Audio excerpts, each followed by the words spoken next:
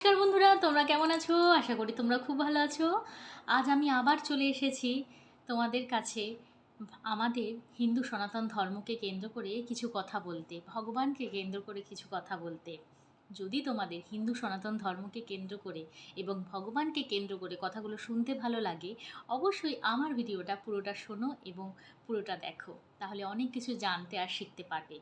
আর যদি তোমাদের ভগবানকে কেন্দ্র করে ভিডিওগুলো শুনতে ভালো না লাগে, দেখতে ভালো না লাগে, তাহলে আমার ভিডিওটা স্কিপও করতে পারো। তো চলো শুরু করা যাক আজকের টপিক।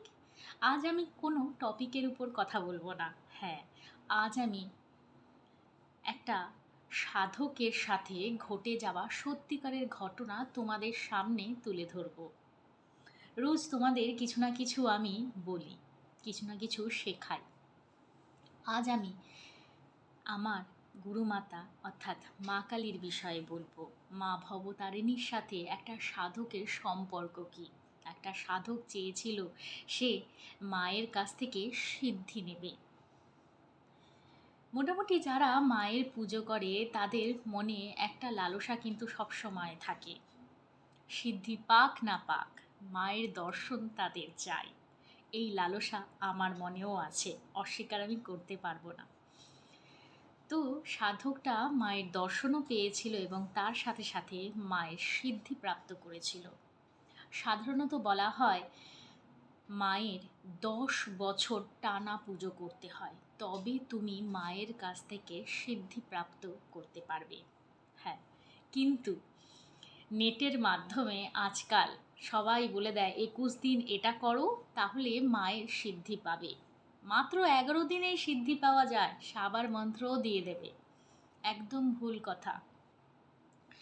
কখনো করে দেখো, বুঝতে পারবে কিচ্ছু হবে না, কোনো এনার্জি আসবে না। এত সহজ না। এত সহজে যদি ভগবানের সিদ্ধি পাওয়া যেত তাহলে ঘরে ঘরে প্রত্যেকের হাতে সিদ্ধি থাকতো, প্রত্যেকে সিদ্ধির অধিকারী হতো। এত সহজে কিন্তু হয় না। এবং সেই সকল কথা নিয়েই আজকের এই অনুভূতির কথাটা নিয়ে চলে এসেছি তোমাদের কাছে আমি। তো চলো শুরু করা যাক আজকে সত্যিকারের ঘটনার কথা। আজ আমি আমার বিষয়ে কোনো কথা বলবো না, আমি গুজরাতে একটা লোকের বিষয়ে বলবো এবং লোকটির নাম বলা যাবে না। তার কারণ যারা সত্যিকারের সাধক হয়ে থাকে না, তারা তাদের অনুভূতিটা লুকিয়েই রাখে। মায়ের সাথে তার অনুভূতি কী আছে তারা কিন্তু চট করে ব্যক্ত করতে চায় না, কারণ সেটা তার পার্সোনাল ব্যাপার। তো চলো, যতটুকু আমি জানি তার বিষয় ততটুকুই তুলে ধরি। প্রতিটা কথা হয়তো আমি তুলে ধরতে পারবো না, কিন্তু যতটুকু তুলে ধরবো ততটুকু থেকে তোমরা অনেক কিছু জানতে পারবে এবং শিখতে পারবে। ছোটবেলা থেকে সেই সাধকটা মায়ের পুজো করত। পুজো অনেক দেবদেবতারই করেছে, কিন্তু মায়ের স্থান তার হৃদয়ে যেন একটু বেশি। ছোট বয়স থেকে পুজো কিভাবে করতে হয় সকলের কাছে দেখে সে শিখেছে এবং তার মনে কিন্তু মায়ের প্রতি একটা আলাদা টান ছিল। সে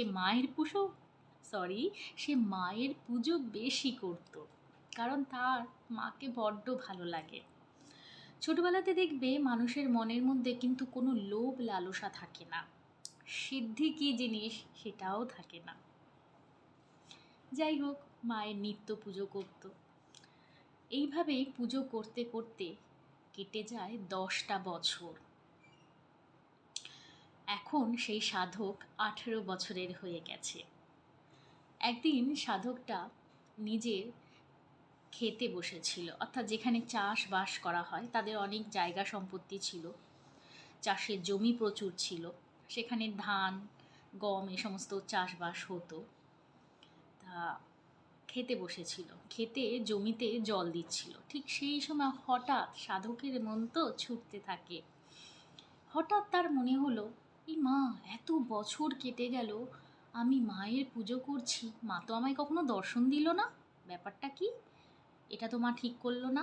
আজকে বাড়ি যাব, আমি গিয়ে মাকে বলবো তুমি আমায় দর্শন দাওনি কেন। এমনি করে ভাবতে থাকে এবং তাড়াতাড়ি করে জল টল দেওয়া হয়ে যাওয়ার পর যেটা হয় আর কি, দুপুরবেলা বাড়িতে যায়, তারা খাবার টাবার খায়, যেটা চাষিদের হয় আর কি, জমি জমাতে জল টল দেওয়ার পরে দুপুরবেলা খেয়ে দিয়ে একটুখানি ঘুমিয়ে আবার সন্ধে নাগাদ আবার আসে খেতে। যাই হোক, সেরকমভাবে চাষের জমিতে জল টল দেওয়ার কাজ হয়ে গেছে, এবার বাড়িতে গেছে। এবার দেখবে আমাদের হিন্দু প্রত্যেক পরিবারেই একটা ছোট্ট করে ঘর কিন্তু প্রত্যেকটা বাড়িতেই থাকে, যেখানে আমরা পুজো করি, মায়ের আরাধনা করি। তো তারও একটা ঘর ছিল যেখানে সে বসে মায়ের পুজো করত। সে সোজা বাড়িতে এসেই খেতে বসেনি, সোজা মায়ের ঘরে চলে গেছে। মাকে গিয়ে জিজ্ঞাসা করছে, তোমাকে যে আমি এত বছর পুজো করলাম, তুমি তো আমায় কখনো দর্শন দিলে না। মা চুপ, মা কোনো কথা বলছে না। এটা কি তুমি ঠিক করলে? কেন দর্শন দিলে না? আমার পুজোতে কি ত্রুটি থাকলো যে তুমি আমায় দর্শন দিলে না? তোমার উচিত ছিল না আমাকে কিছু আশীর্বাদ দেওয়া, আমাকে একটু দর্শন দেওয়া, আমার মাথায় একটু হাত বুলিয়ে দেওয়া? এমনি করে নানা কথা মাকে বলতে থাকে। মা চুপ, মা কোনো কথা নেই, মা চুপচাপ দাঁড়িয়ে আছে। কোনো প্রশ্নের উত্তর না পেয়ে সাধক নিজে থেকেই বলে, ঠিক আছে, তোমার জেদ তো, আমারও জেদ দেখে নিও, আমিও তোমার দর্শন পেয়েই ছাড়ব। হয়তো মনে মনে সেদিন মা খুব খুশিই হয়েছিল। যাই হোক, সাধককে সেটা কিন্তু মা প্রকাশ করেনি, মা চুপ ছিল। সাধকটা কি করলো, দেখবে এখানে আঘোরি, তান্ত্রিক, এরা না সাবার মন্ত্রের মাধ্যমে মাকে খুব তাড়াতাড়ি প্রাপ্ত করতে পারে, দর্শন করতে পারে, সিদ্ধি লাভ করতে পারে, ঠিক আছে? সেটা তান্ত্রিক পথ চলে যায়। কিন্তু আমাদের মতন সাংসারিক মানুষরা, তারা কিন্তু তান্ত্রিক পথ আপনায় না, তারা সাত্ত্বিক পথেই মাকে পুজো করে, ঠিক আছে? তো যাই হোক, সে নানা প্রকারের সাধুর কাছে গেল এবং সাধুর কাছে গিয়ে সে সেখানে ব্যক্ত করলো তার মনের কথা। সে মাকে দর্শন করতে চায়, অতএব সাধু তাকে পথ দেখাতে হবে। মানে সাধুকে বলছে, আমি আমার মায়ের দর্শন করতে চাই, তো কি করতে হবে বলো। নানান সাধু নানানভাবে বলল, দীক্ষা দিল, নানান মন্ত্র দিল, দীক্ষা দিলেই মন্ত্র দেয়, মন্ত্র দিল এবং সেই মন্ত্রেরও পাঠ সে করতে গেল। করে যাচ্ছে, বছরের পর বছর কেটে যাচ্ছে, কিন্তু মায়ের দর্শন সে পায় না। তারপর কি করলো, এক এক করে এরকমভাবে মায়ের দর্শন পাওয়ার জন্য সে আস্তে আস্তে আরও যেন উত্তেজিত হয়ে গেল এবং সে পাগলের মতন হতে থাকলো যে মায়ের দর্শন আমাকে, মানে ওটা একটা জেদের মতন হয়ে গেছিলো, মায়ের দর্শন আমাকে পেতেই হবে। তো এমনিভাবে একটার পর একটা সাধু চেঞ্জ হতে থাকে, যার কাছ থেকে সে একের পর এক দীক্ষা নিতে থাকে এবং মায়ের সাধনা করতে থাকে, এবং একটার পর একটা সাধু তাকে আলাদা আলাদা মায়ের বীজ মন্ত্র হোক, সাবার মন্ত্র হোক, সেটা প্রদান করতে থাকে। যেহেতু সে দীক্ষা নিচ্ছে, সেহেতু তাকে একটা মন্ত্র তো সাধু দেবে এবং তার মাধ্যমেই মায়ের আরাধনাটা করা হয়। এমনি করে 4-5টা সাধুর কাছ থেকে সে কিন্তু দীক্ষা নিল এবং নেওয়ার পরে তার কাছ থেকে মন্ত্রের জাপ করলো এবং যেটা হয় আর কি, মায়ের পুজো পাঠ, তারপরে অনেক কিছু করতে হয়, নিয়ম আছে অনেক কিছু, যজ্ঞ থেকে শুরু করে অনেক কিছু সাধনা করতে হয়। ঘরে একা মানে ঠাকুরের সামনে প্রদীপ জেলে নানা প্রকারের ফুল টুল দিয়ে, ঠিক আছে, নগ্ন অবস্থায় সাধনা করতে হয়, অনেক কিছু নিয়ম আছে। তো সবই নিয়ম পালন করে কিন্তু করলো, কিন্তু মায়ের দর্শন সে করতে পারলো না। অবশেষে সে বুঝতে পারলো এভাবে মায়ের দর্শন হবে না, সে নিজে থেকেই বুঝতে পারলো। একদিন রেগে মেগে আবার মায়ের কাছে গেছে। নিত্য পূজা তো সে রোজই করে, কিন্তু রেগে মেগে আবার গেছে, গিয়ে বলছে, তুমি কি ঠিক করেছো, আমাকে দর্শন দেবে না? তাহলে মুখের উপর বলে দিতে পারো তো, আমাকে কেন এত খাটাচ্ছ? সোজা সাপ সামনাসামনি সাধকের সাথে মায়ের কথা হচ্ছে। মা চুপ, মা কোনো কথা বলে না।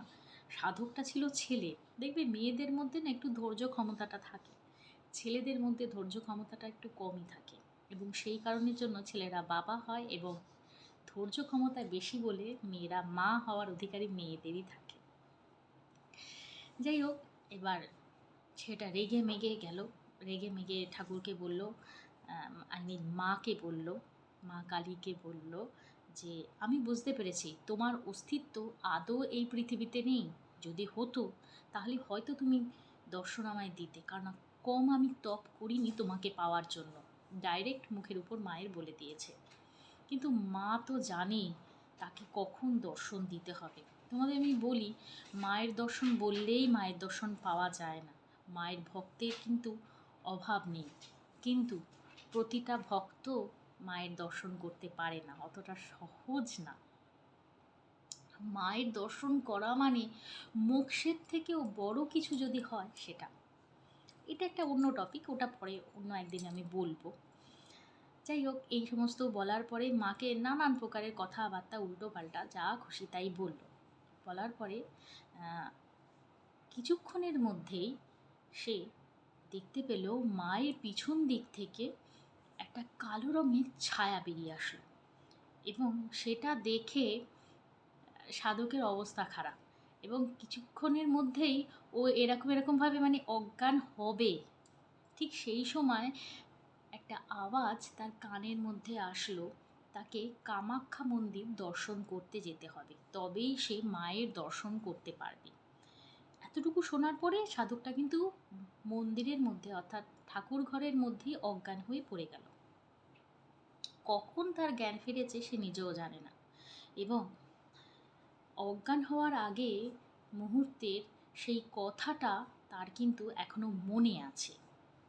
যাই হোক, সাধকটার কি মনে হলো, সে মাকে বলল, ঠিক আছে মা, তুমি যখন বলছো আমাকে কামাখ্যা মন্দিরে যেতে হবে, তো আমি যাই।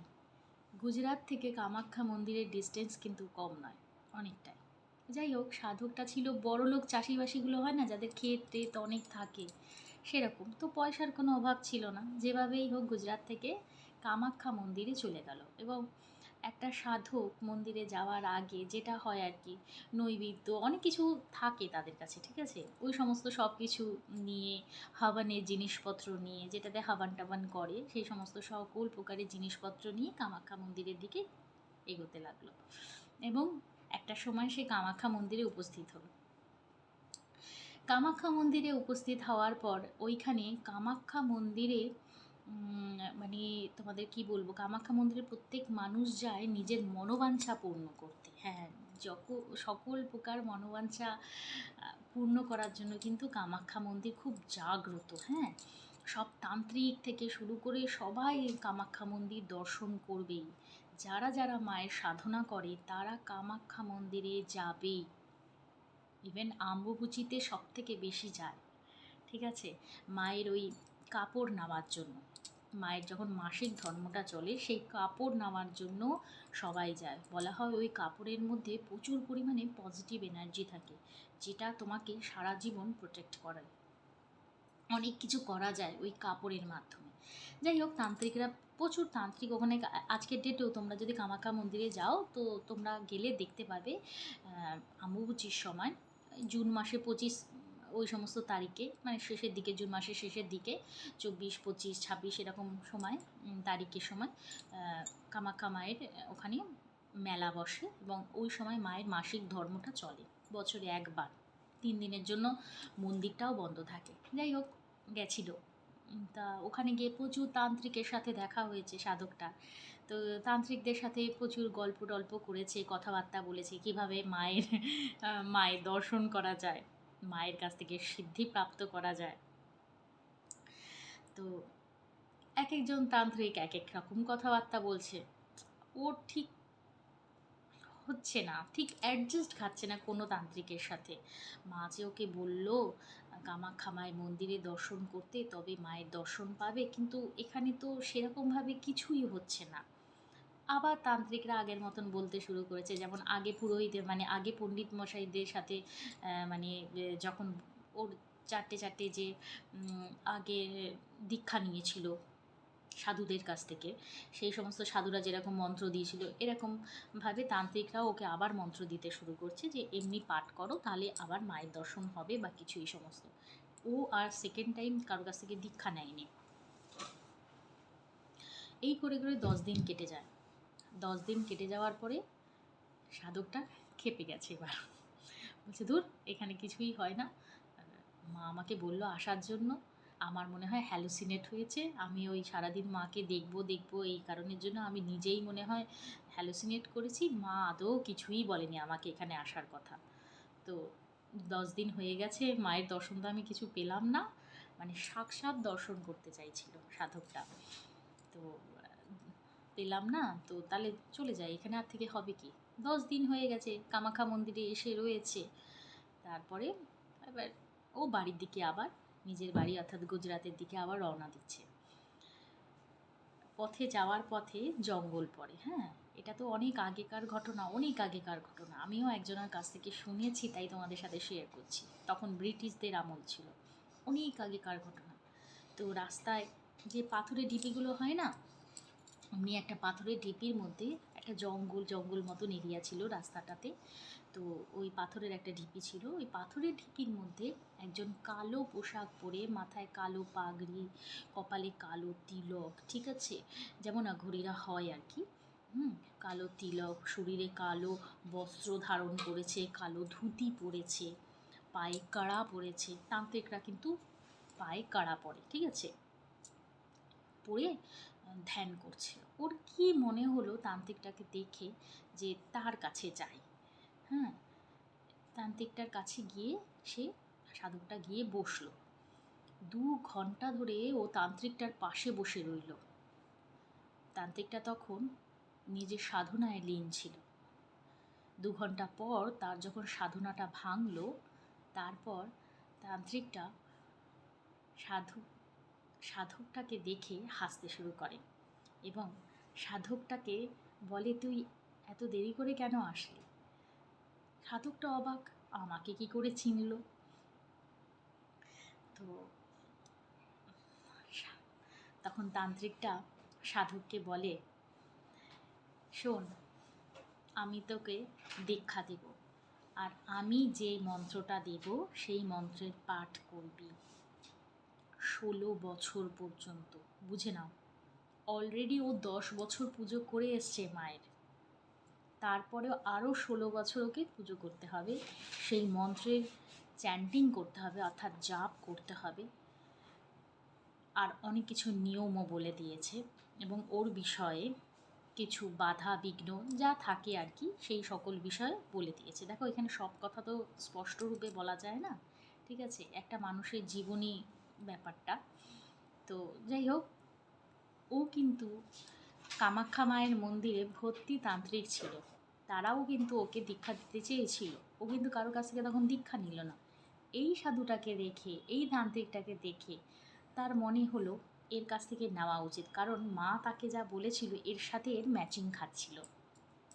যাই হোক, ওর কাছ থেকে ও দীক্ষা নিল একদিনের দেখায়, এবং তান্ত্রিকটা তাকে তার সাথে কিছুদিন থাকতে বলল, এবং 3-4 দিন তান্ত্রিকটার সাথে সেই সাধকটা থাকলো এবং তান্ত্রিক তাকে পুজোর নানান প্রকারের বিধি শেখালো, একটু অন্য রকমভাবে। আমরা যেমনিভাবে পুজো করে থাকি সেমনি নয়, ঠিক আছে, সব কিছুর একটা আলাদা নিয়ম থাকে। তো পুজোর কিছু বিধি তাকে শিখিয়ে দিল, তার সাথে যজ্ঞর নিয়ম অনেক কিছু তাকে শিখিয়ে দিল ওই 3 দিনে। শিখিয়ে দেওয়ার পরে 4র্থ দিনে তান্ত্রিকটা তাকে বাড়িতে যেতে বলল। তান্ত্রিকটা তাকে বাড়িতে যাওয়ার আগে তাকে বলল, মা সেই সকল সাধককে বেশি ভালোবাসে যারা গৃহস্থ জীবনটাকে আপনিয়েছে, অর্থাৎ যারা গৃহস্থে থেকে সকল প্রকার গৃহের কর্ম করেও মায়ের সাধনা করে, মা তাদের বেশি ভালোবাসে। অর্থাৎ সাধু সন্তরা তারা কিন্তু গৃহস্থ জীবনযাপন করে না, তারা সম্পূর্ণ একা, তারা কারোর প্রতি দায়িত্ব পালন করে না, তারা তো সংসার থেকে মুক্ত হয়ে গেছে, তাদের সংসারের সাথে কোনো রকম সম্পর্ক নেই, তারা শুধু মায়ের সাধনা করে। আর একটা গৃহস্থ, সে কিন্তু সংসারের সাথে সাথে মায়ের সাধনা করে, নিজে সকল প্রকার কর্তব্যটা পালন করে ভগবানেরও আরাধনা করে এবং মায়ের চোখে তাদের স্থান নাকি আরও বেশি। এটা ওই তান্ত্রিকটা ওই সাধকটাকে বলল।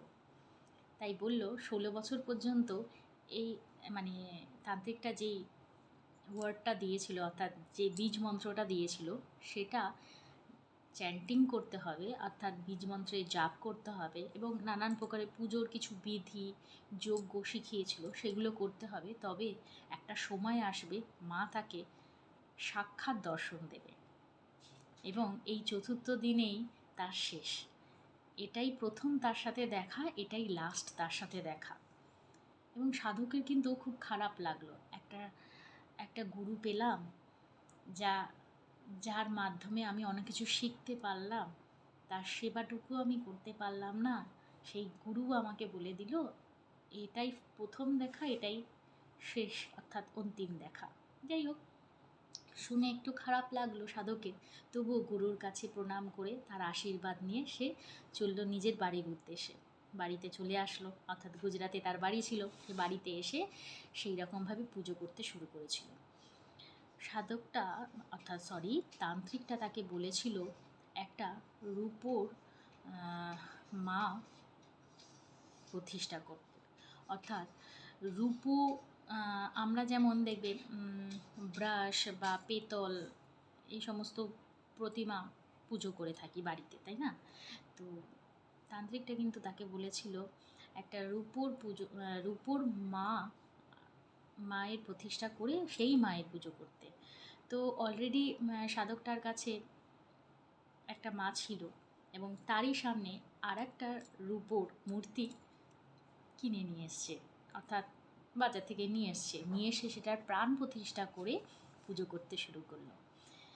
যেমন যেমন বছর কাটে তেমন তেমন সাধকটার শরীরের মধ্যে একটা একটা করে সিদ্ধি আসতে শুরু করে এবং সাধকটা সেটা কিন্তু অনুভূতি করতে পারত। এইভাবেই আস্তে আস্তে 14টা বছর চলে যায়, এইভাবেই আস্তে আস্তে 15টা বছর চলে যায়। সাধক এক এক করে সব সিদ্ধি লাভ করছে। 16 বছরের মাথায় একটা সময় আসে যখন সাধক মাকে সত্যিকারের দর্শন করেছিল তার নিজের বাড়িতে। আমি সবসময় আমার ভিডিওতে বলি, মনটাকে পিওর করো, সোলটাকে পিওর করো। মন্দিরেও যেতে হবে না, মন্দির তোমার সামনে চলে আসবে, অর্থাৎ মা তোমাকে দর্শন দিতে তোমারই বাড়িতে চলে আসবে। বাসাত তোমাকে সেরকম প্রস্তুতি নিতে হবে, তোমাকে সেই পজিশনটা নিতে হবে, তোমাকে সন্তানের সেই কর্তব্যটা পালন করতে হবে। দেখো